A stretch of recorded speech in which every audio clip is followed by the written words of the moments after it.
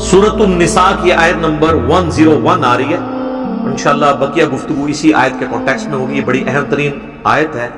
इसके कॉन्टेक्स्ट में इंशाअल्लाह मैं नमाज कसर, मुसाफिर की नमाज, मुसाफत कितनी हो तो उस पे कसर नमाज वाला मामला होगा, ये सारी डिटेल्स जो है ना कोशिश करूंगा बाकी के वक्त में तेजी से कवर करूं इंशाअल्लाह ताला। पहले इस आयत मुबारका को कवर कर लेते हैं।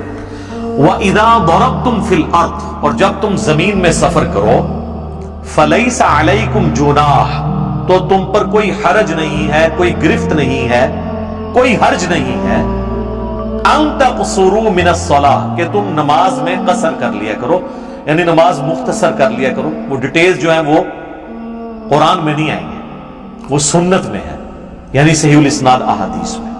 इससे ये बात पता चली कि कुरान की प्रैक्टिकल एप्लीकेशन एक मुसलमान के ऊपर उस वक्त होगी जब वो सुन्नत को भी मानेगा, वरना वो कुरान का भी मुनकिर होगा। इसीलिए है ना सूरत النساء की आयत नंबर 80 में, मैं युतिर रसूला फक़द अता अल्लाह, जो रसूलुल्लाह की इताअत करता है तो वो अल्लाह की इताअत करता है।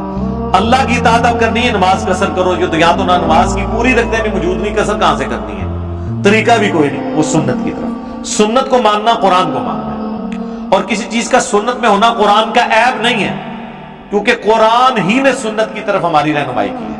कुरान का टॉपिक अकीदा है, सुन्नत अमाल को डिटेल से बयान करती है। लिहाजा कुरान का ये ऐब नहीं है कि उसमें नमाज का तरीका नहीं है, वहां नमाज की फर्जियत आई और चंद एक अहकामात, बाकी सुन्नत की तरफ कुरान ने हमारी रहनुमाई की।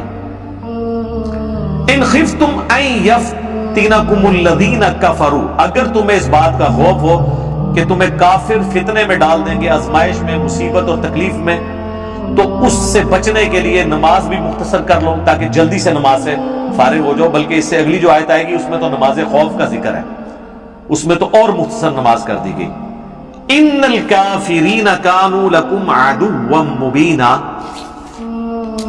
बेशक जो काफिर हैं वो तुम्हारे खुले दुश्मन हैं।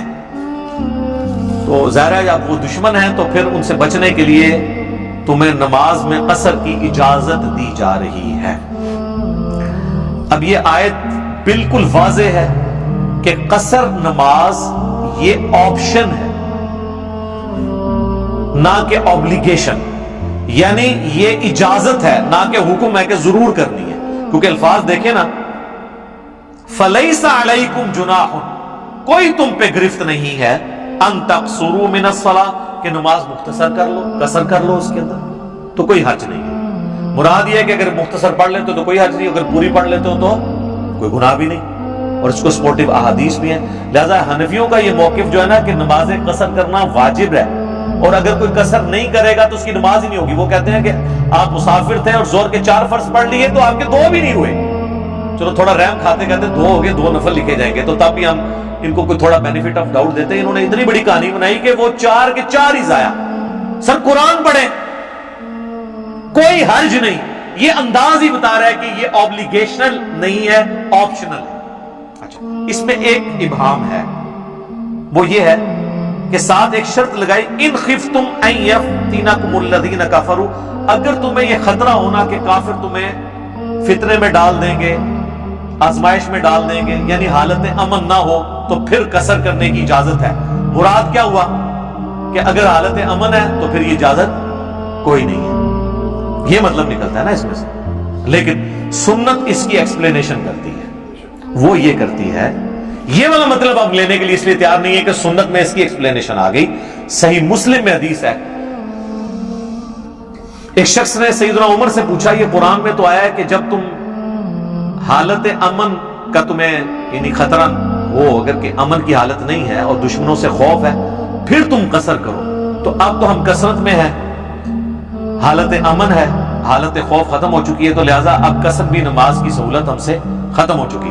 तो सैयदना उमर ने कहा कि सेम यही सवाल मैंने भी रसूलुल्लाह से किया था सल्लल्लाहु अलैहि वसल्लम। तो आपने फरमाया था, उमर ये अल्लाह की तरफ से सदका और तोहफा है, इसे कबूल करो आम हालत के लिए, यानी ये अल्लाह ताला ने आम हालत की। लिहाजा सुन्नत ने उसका दायरा कार और वसी कर दिया कि स्पेसिफिकली खौफ में और तो है ये, लेकिन हालत अमन में भी अल्लाह ने ये तुम्हारे लिए आसानी है कि तुम इसको अवेल कर सकते हो। और इस हद तक कि सही बुखारी में इमाम बुखारी ने चैप्टर की हेडिंग में लिया है, कुर्बान हो اور مولا علی کے نام کے ساتھ لکھا ہے علی ابن ابی طالب علیہ السلام اس میں. اور امام بخاری ہیڈنگ میں لے کے آئے کہ علی ابن ابی طالب علیہ السلام. یہ امام بخاری کو کوئی ایران سے فنڈنگ نہیں آتی تھی سر. ہاں یہ بے فکر ہے.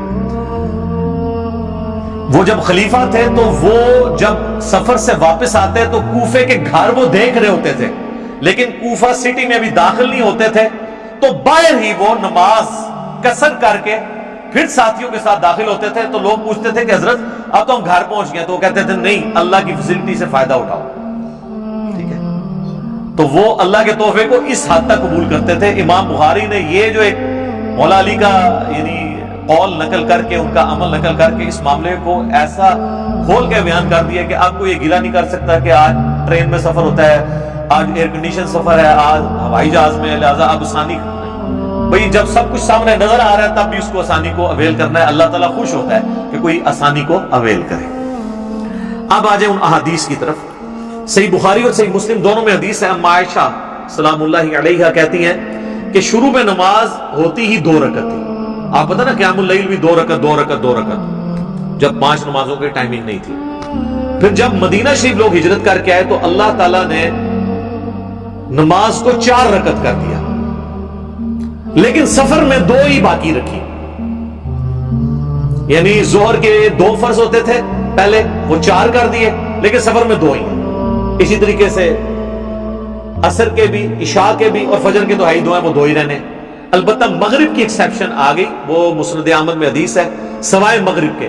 مغرب چونکہ شروع سے ہی 3 ہے تو وہ 1.5 نہیں ہوتی, وہ 3 ہی رہتی ہے, اور اس پہ اجماع امت ہے. بلکہ یہ 17 رکعتوں کے اوپر تو اجماع ہے. اکثر لوگ کہتے ہیں کہ جی نماز کی رکعتیں حدیث میں بتائیں. سر بخاری مسلم کی درجنوں حدیث ہیں جن میں آپ کو سیدھا رزلٹ ملتا ہے کہ رکعتیں کون کون سی ہیں. تو اس کی تو ضرورت ہی نہیں ہے, اجماع امت ہے. جہاں پہ اختلاف ہوگا وہاں ہم بات کریں گے. المستدرک للحاکم میں حدیث ہے, المعجم الکبیر طبرانی میں, کہ میری امت کبھی گمراہی پر جمع نہیں ہوگی. سنی شیعہ اور ان کے جتنے چھوٹے چھوٹے آگے فرقے ہیں سب کا یہی موقف ہے, فجر کے 2 فرض, ظہر کے 4, عصر کے 4, مغرب کے 3, عشاء کے 4, اور سفر میں سارے 2 ہو جائیں گے سوائے مغرب کے یہ 3. باقی احادیث بے شمار ہیں بخاری مسلم کی, مساست بیان کرتا ہوں, ان میں آپ کو رزلٹ نکلتا چلا جائے گا انشاءاللہ. ایک اور حدیث ہے صحیح مسلم میں, ابن عباس کہتے ہیں کہ اللہ تعالیٰ نے سفر میں 2 رکعتیں کر دی, عام حالت میں 4, اور خوف کی حالت میں, وہ جو سورہ نساء کی آیت نمبر 101 میں آئے گا, وہاں نماز کی 1 رکعت کر دی, اور 2 بھی 1 رہ گئی. 2 بھی پڑھنا ثابت ہے, لیکن 1 بھی صرف پڑھ سکتے ہیں. ظہر کی 1 رکعت, عصر کی 1 رکعت, یہ آسانی بھی ہے جنگ کی حالت میں. وہ انشاءاللہ اگلی دفعہ آیات آئیں گی تو میں انشاءاللہ اس کو کور کروں گا. صحیح بخاری اور مسلم دونوں میں حدیث ہے کہ ابن عمر ایک سفر میں تھے تو انہوں نے اپنے ساتھیوں کو 2 رکعت ظہر کی نماز پڑھائی, پھر اپنے حجرے میں واپس آئے تو انہوں نے دیکھا کہ ابھی بھی لوگ کچھ نماز پڑھ رہے تھے. میرے خیال ہے وہ انفی بریلوی, انفی دیوبندی ہوں گے. تو بخاری مسلم کے الفاظ ہیں, حضرت عبداللہ ابن عمر نے فرمایا کہ یہ کیا پڑھ رہے ہیں؟ ان کا جی یہ سنتیں پڑھ رہے ہیں, وہ نفل نماز جو بعد میں ہم اسے سنت بھی کہہ دیتے ہیں موقع. تو انہوں نے فرمایا کہ اگر میں نے سنتیں ہی پڑھنی ہوتی تو میں ظہر کے 4 فرض نہ پڑھ لیتا.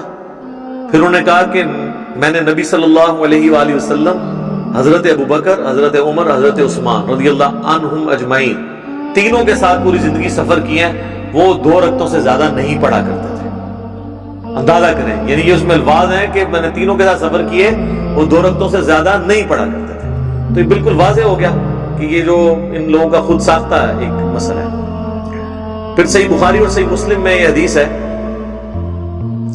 کہ ایک سفر کے دوران عبداللہ ابن عمر نے جو ہے وہ جب سفر کرتے ہوئے وہ جماعت کروایا کرتے تھے نا خود, تو 2 رکعت پڑھا کرتے تھے, اور اگر کسی مقیم امام کے پیچھے پڑھتے تھے پھر 4 پڑھتے تھے. یعنی اگر مسافر امامت کروائے گا نا تو اس نے تو 2 ہی پڑھنے ہیں, اس کے پیچھے مسافر ہیں وہ 2 رکعت پڑھیں گے. لیکن اگر مسافر مقیم کے پیچھے پڑھے گا, جس طرح لوگ حج اور عمرے پہ جاتے ہیں اور وہ یہ مسئلہ پوچھ رہے ہوتے ہیں ادھی پڑھنی ہے پوری, وہ بھائی امام کعبہ اور مسجد نبی کے امام کے پیچھے پوری پڑھنی ہے, ٹھیک ہے نا, وہ تو ایک افضلیت والی چیز ہے, آپ اس کو یعنی حاصل کریں, تو اس میں یہ آپ نے نہیں کرنا. البتہ اگر کوئی مسافر امام امامت کروا رہا ہے اور اس کے پیچھے مقیم پڑھتا ہے، تو اب مقیم نے 2 نہیں پڑھنے، اس نے تو چونکہ 4 پڑھنے ہیں، تو مسافر 2 پڑھ کے سلام پھیر دے گا، اور جو مقیم ہے وہ اس کے پیچھے اپنی 2 رکعتیں پوری کرے گا، اور وہ 2 رکعتیں اس کی آخری 2 رکعتیں ہوں گی، اس لیے ان میں صرف سورۃ الفاتحہ پڑھے بس۔ البتہ فقہ حنفی میں لکھا ہے کہ چونکہ امام کے پیچھے آپ قرات نہیں کر سکتے، حالانکہ امام سلام پھیر کے فارغ ہو چکا ہے، وہ کہتے ہیں بے شک فارغ ہو گیا، آپ نے یہ کرنا ہے کہ آپ نے امام کے سلام پھیرنے کے بعد جب اپنی 2 رکعتیں پوری کرنی ہے تو اندازے سے اتنی دیر خاموش کھڑے رہنا ہے جتنی دیر سورہ فاتحہ پڑھی جاتی ہے، پھر آپ نے رکوع میں چلے جانا ہے، چونکہ امام کے پیچھے قرات نہیں ہوتی۔ پھر ہمیں پڑھاتے تھے امام کی قرات مقتدی کے لیے کافی ہے، تو امام نے تو آخری 2 رکعتوں کی قرات بھی نہیں کی، یہ کون سے مقتدی ہیں؟ یعنی وہ کہتے ہیں امیجن کر لیں آپ، ورچوئل امام ہے آپ کے سامنے، گویا کہ امام ہے آپ کے سامنے، تو ان کے سارے امام یہ حاضر و ناظر ہیں، وہ سلام پھیر کے بھی سامنے موجود ہوتے ہیں۔ جب ہم یہ باتیں کرتے ہیں، کہتے ہیں ہمارے بزرگوں کا مذاق اڑاتا ہے، بھائی بات یہ ہے لوگوں کو تو اپنے اولاد کے کرتوت بھگتنے پڑتے ہیں نا، آپ کے بزرگ وہ ہیں کہ جن کے کرتوت آپ روحانی اولادوں کو بھگتنے پڑ رہے ہیں، اس میں ہمارا کیا قصور ہے میرے بھائی؟ سانو نہ پیٹو، اپنے بزرگوں کو پیٹو، ٹھیک ہے جی۔ اچھا، سنن نسائی میں ایک حدیث ہے، حضرت سیدہ عائشہ سلام اللہ علیہا کہتی ہیں کہ سفر کے دوران میں نے روزہ رکھا اور نماز 4 رکعت پڑھی، تو نبی صلی اللہ علیہ وآلہ وسلم نے 2 رکعت پڑھی اور روزہ چھوڑ دیا۔ بعد میں جب میں نے اللہ کے نبی سے ذکر کیا تو نبی صلی اللہ علیہ وآلہ وسلم نے فرمایا احسنتی یا عائشہ، اے عائشہ تم نے اچھا کام کیا اور مجھ پر بھی کوئی الزام نہیں ہے۔ یہ حدیث اس بات کا ثبوت ہے کہ اگر سفر میں کوئی روزہ رکھ لے یا نماز پوری پڑھ لے تو یہ جائز ہے، بلکہ بخاری مسلم میں حدیث ہے حضرت عائشہ سفر میں پڑھتی ہی 4 رکعت تھی، اور وہ کہتی ٹھیک ہے میں زیادہ یعنی وہ اس طرف جا رہی ہوں، اگر فیسلٹی نہیں بھی اویل کر رہی تو اس چیز کو کوئی برا نہیں مانا گیا۔ حتیٰ کہ سنن دارقطنی میں یہ حدیث ہے اور مشکات کے اندر بھی موجود ہے کہ نبی صلی اللہ علیہ وآلہ وسلم سفر میں بعض اوقات 2 فرض بھی پڑھ لیتے تھے، بعض اوقات 4 بھی پڑھ لیتے تھے، دونوں طریقے سے ثابت ہے، لیکن عمومی عمل آپ کا 2 فرض ہے جو عبداللہ ابن عمر نے نقل کیا۔ تو اس سے یہ بھی بات پتہ چلی کہ آپ یعنی مسافر کے لیے جماعت والا بھی کوئی ایشو نہیں ہے، ٹھیک ہے، کیونکہ سیدہ عائشہ نے اگر جماعت کے ساتھ اس طریقے سے نماز پڑھی ہوتی تو 2 کے بعد انہوں نے بھی اسلام پھیرا ہوتا، انہوں نے الگ سے اپنے 4 فرض پورے پڑھ لیے اور نبی علیہ السلام نے 2 پڑھے۔ اس طریقے سے عبداللہ بن عمر کے بارے میں بھی آپ سن چکے ہیں۔ تو جماعت ایشو نہیں ہے سفر کے دوران، اگر کوئی جماعت چھوڑنا بھی چاہتا ہے تو چھوڑ سکتا ہے، لیکن افضل یہ ہے کہ جماعت کے ساتھ وہ پڑھے۔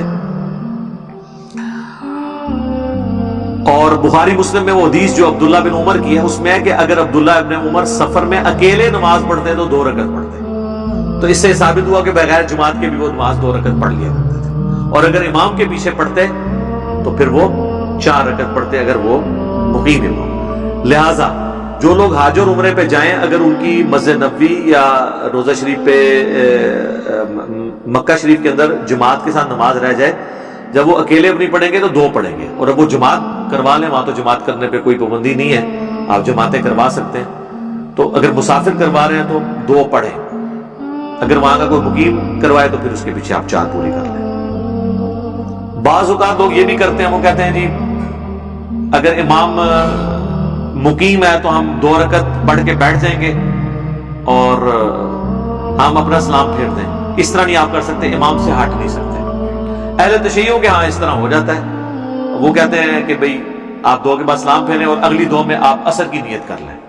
یہاں پہ بھی ہے اس سے ملتا جلتا فقہ حنبلی میں مسئلہ کہ وہ کہتے ہیں ٹھیک ہے 2 پڑھ کے آپ بیٹھے رہیں اور امام کو 4 پڑھنے کا انتظار کریں، اور جب امام چوتھی کے تشہد میں پہنچے تو آپ سکون کریں، اس کو 2 پڑھنے دیں اپنی فالتو، جو آپ کی نظر میں تو وہ فالتو ہے کیونکہ وہ تو مقیم ہے، تو چوتھی میں پھر آپ اس کے ساتھ ہی تشہد پڑھ کے تو سلام دے دو۔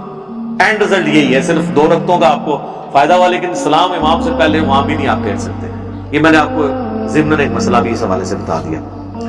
بخاری مسلم میں ایک اور حدیث ہے کہ نبی علیہ السلام جب سفر میں ہوتے تو سواری سے اتر کر فرض نماز ادا کرتے تھے، اور تہجد اور نوافل اور وتر سواری پر ادا کرتے، اور اس چیز کا بھی اہتمام نہ کرتے کہ سواری قبلہ رخ جا رہی ہے یا قبلہ رخ سے ہٹ کے، یعنی استقبال قبلہ صرف فرض نماز کی ریکوائرمنٹ ہے، نفلی نمازوں کی نہیں۔ آپ اس چیز کی پرواہ نہ کرتے، اور اس میں الفاظ ہے سواری میں بیٹھ کے جب آپ نفل یا وتر ادا کرتے ہیں تو رکوع اور سجدہ سر کے اشاروں سے کرتے ہیں، اور ابو داؤد میں الفاظ ہے کہ نبی علیہ السلام جب سر کے اشارے سے یہ رکوع اور سجدہ کرتے تو سر کے لیے تھوڑا، یعنی رکوع کے لیے تھوڑا سر جھکاتے اور سجدے کے لیے تھوڑا زیادہ۔ یہ نہیں ہے کہ آپ نے سامنے پھٹے پہ کوئی سجدہ کرتے تھے جس طرح یہ کرسیاں بنی ہوئی ہیں، کرسی پہ بھی اگر کسی نے نماز پڑھ رہی ہے نا اشارے سے تو وہ رکوع کے لیے اتنا جھکے گا اور سجدے کے لیے اتنا۔ یہ نہیں ہے وہ ایسے کر کے وہاں میں وہ بنے ہوتے ہیں نا، وہ اسپائڈر مین بنے ہوتے ہیں، سپر مین، وہ نہیں، یہ غلط ہے۔ آپ نے اشارے سے نماز پڑھنی، یہ رکوع ہے یہ سجدہ ہے، بس تھوڑا سا فرق کرنا ہے، یہ اللہ نے آسانی دی ہے۔ قیام بھی تو نہیں نا اب آپ نے کیا کرسی پہ بیٹھے ہوئے یا سواری پہ بیٹھے ہوئے، تو اب آپ کھڑے ہو جائیں گے اس طرح کر کے، تو یہ بھی تو نہیں کر رہے نا، تو باقی چیزوں کو بھی آپ اس طریقے سے مینج کریں۔ تو اس سے یہ بات پتہ چلی کہ فرض نماز کے لیے آپ کو سواری سے اترنا ہوگا۔ ٹرین بھی جب کسی جنکشن پہ کھڑی ہو تو آپ وہاں نماز پڑھیں، اپنی گاڑی ہے تو کسی پیٹرول پمپ پہ روک کے پڑھیں، پبلک ٹرانسپورٹ ہے تو اس کا ٹائم اس طرح مینج کریں کہ آپ کو یہ نہ کرنا پڑے۔ رہ گیا ہوائی جہاز، تو ہوائی جہاز کا تو مسئلہ اور بحری جہاز کا مسئلہ ڈیفرنٹ ہے، چونکہ اسے روکنا ممکن نہیں ہے۔ بحری جہاز اگر آپ سمندر میں روک بھی لیں وہ ایک جگہ پہ پھر بھی نہیں رہتا، اور نیچے اتر کے آپ مسلح پانی پہ ڈال کے نماز بھی نہیں پڑھ سکتے، وہ تو بزرگ ہی پڑھ سکتے ہیں، وہ بھی کہانیاں۔ تو وہ بحری جہاز والوں کے لیے مسئلہ ڈیفرنٹ ہے، وہ اس میں صرف استقبال قبلہ کریں گے، نماز پڑھیں، کوئی ایشو نہیں ہے۔ ٹرین بھی عموماً سیدھی چلتی ہے، اگر نہ رک رہی ہو تو ٹرین میں نماز پڑھ لیں۔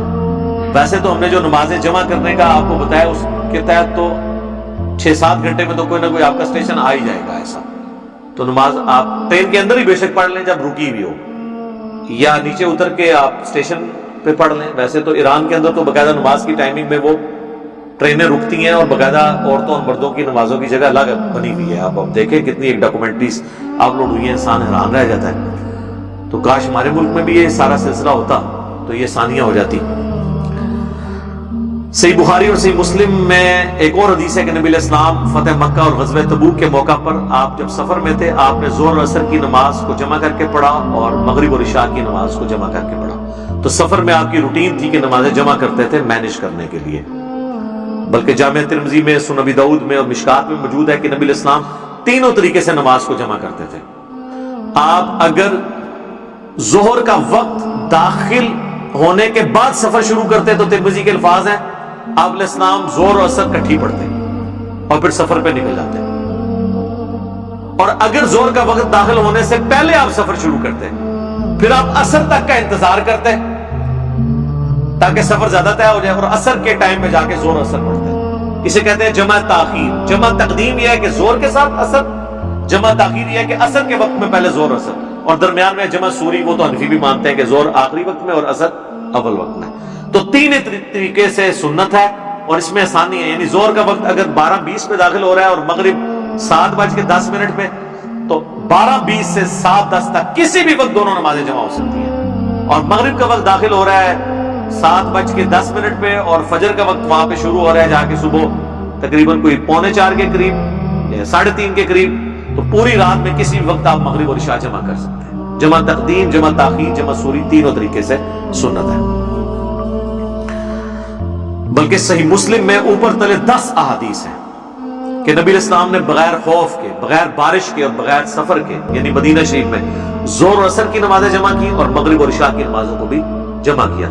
ابن عباس سے تابعین نے پوچھا کہ اللہ کے نبی علیہ السلام نے یہ عمل کیوں کیا تھا، تو انہوں نے کہا اس لیے تاکہ امت کے لیے اس معاملے میں آسانی ہو جائے اور کوئی حرج یعنی تنگی باقی نہ رہے جو امت سے چھین لی گئی اور آپ کو تنگی میں ڈال دیا۔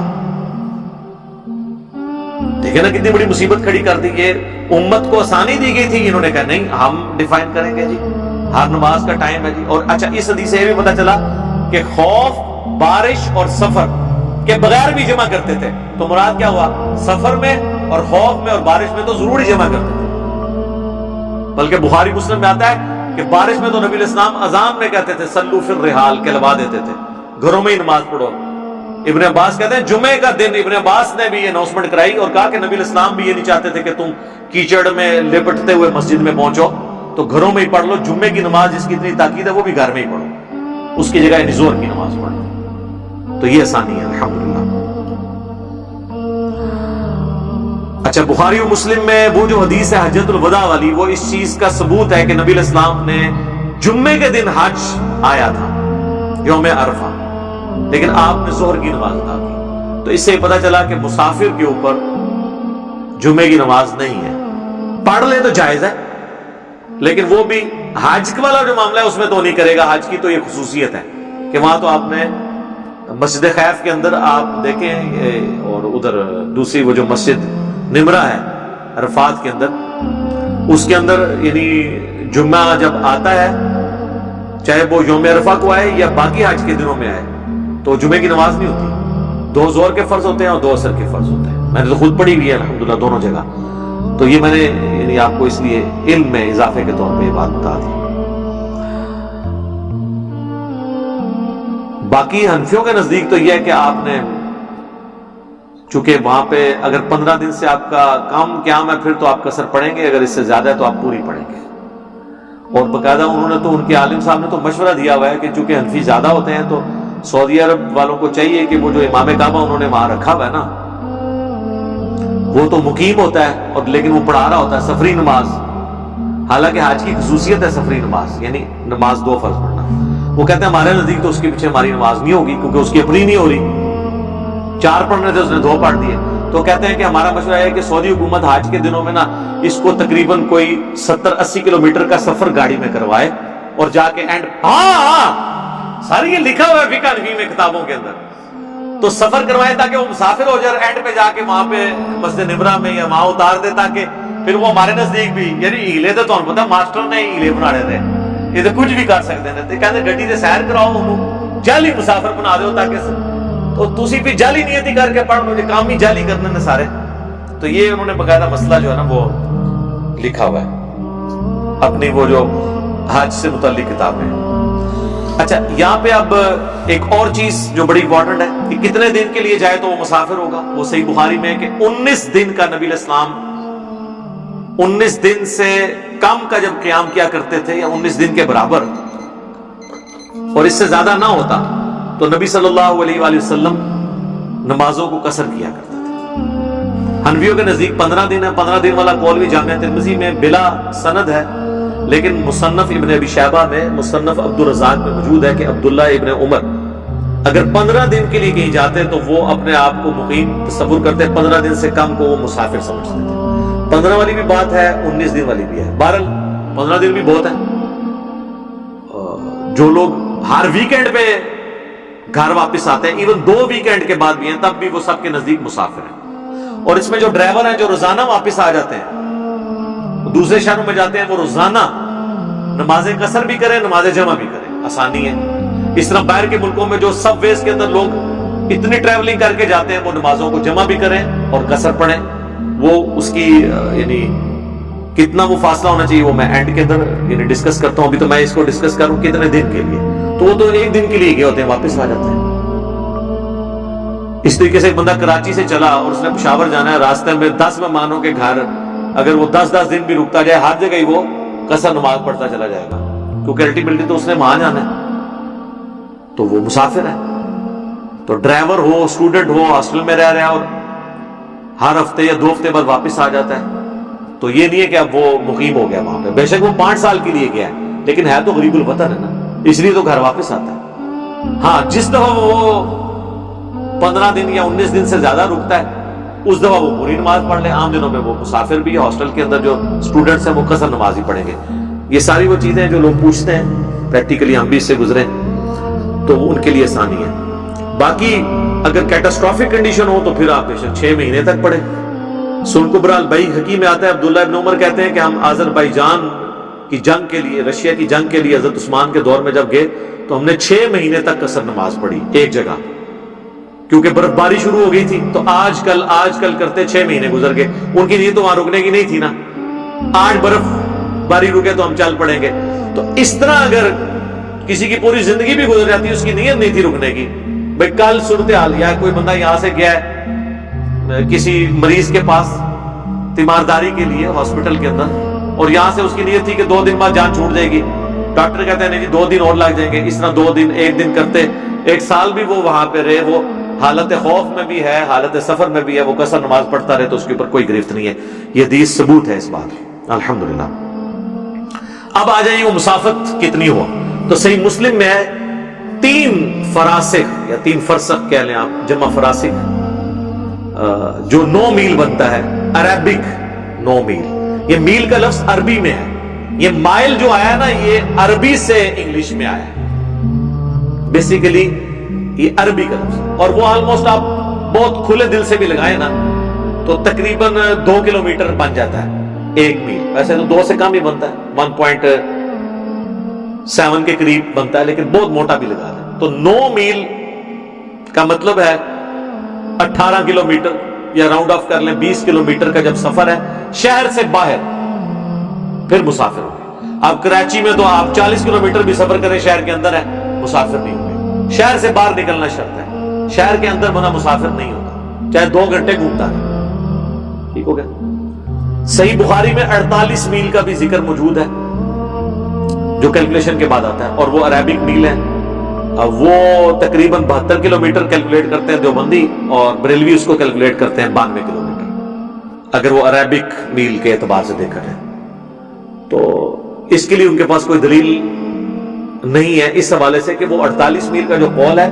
تو ظاہر ہے کہ اگر صحیح مسلم میں آیا کہ 9 میل کے اوپر آپ کر سکتے ہیں تو 48 میل میں بھی کر سکتے ہیں. یعنی جہلم سے اگر کوئی شخص لاہور جا رہا ہے تو مسافر ہے، کراچی جا رہا ہے تو مسافر ہے، تو ملتان بھی مسافر ہی ہوگا کیونکہ کراچی سے تو پہلے ہی آتا ہے نا وہ، اور لاہور کے بعد آتا ہے، تو وہ اس کے اندر ہی شامل ہے. اس میں کوئی ایشو نہیں ہے. لہذا اس کے بارے میں کوئی واضح چیز نہیں ہے. شہر سے باہر نکلیں اور آپ اپنے آپ کو مسافر سمجھ رہے ہیں تو مسافر ہیں. اور اس میں آپ سے یہ بھی نہیں سوال ہوگا کہ آپ ایئر کنڈیشن گاڑی میں سفر کر رہے ہیں یا آپ نے جو ہے وہ ہوائی جہاز میں سفر کیا ہے، آرام دہ ہے. یہ فیسلٹی ہمیشہ کے لیے، ایون روزہ چھوڑنے کی جو فیسلٹی ہے کہ بعد میں آپ اس کی گنتی پوری کر لیں، وہ مسافر کے لیے آج بھی اس طریقے سے ویلڈ ہے.